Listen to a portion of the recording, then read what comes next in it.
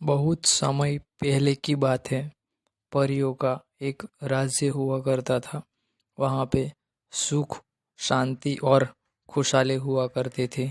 लेकिन परियों की रानी सोन की उम्र ज़्यादा बढ़ने के कारण अब वो कमज़ोर पड़ रही थी और अपनी शक्तियों को संभालना मुश्किल हो रहा था। और इसी कारण से वो दिन प्रतिदिन चिंता में रहने लगी। और चिंता में रहते देखकर जीनी चाचा ने बताया कि आपकी दो बेटियां हैं, उनमें से किसी एक को अपनी रानी बना दो। सोन रानी की दो बेटियां थी। एक का नाम था चुन्नी परी और दूसरी का नाम मुन्नी परी। दोनों ही सरल स्वभाव और सुशील थी। लेकिन उन दोनों में से किसी को रानी बनाए ये करना बहुत ही मुश्किल हो रहा। सोन रानी उन दोनों से बहुत प्यार करते थे।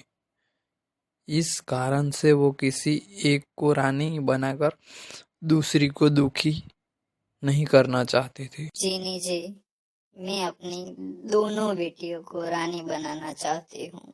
पर रानी माँ, आप उन दोनों को रानी बनाएंगी तो उन दोनों की शक्ति बढ़ जाएंगी और वो कमजोर पड़ जाएंगे। बात तो आपकी सही है, लेकिन रानी किसको बनाए? चुन्नी परी को या मुन्नी परी? ठीक है, कल आपको मैं बताता हूँ।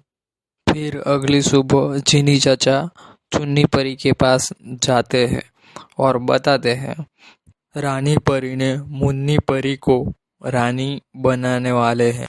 जैसी रानी परी की इच्छा। फिर जीनी चाचा वहाँ से मुन्नी परी के पास जाते हैं और बताते हैं कि रानी परी ने चुन्नी परी को रानी बनाने वाले हैं। जैसी रानी परी की इच्छा। फिर जीनी चाचा उन दोनों पर नजर रखने लगे। मुन्नी परी तो एकदम शांत थी, लेकिन चुन्नी परी बहुत ही गुस्सा हो रही थी।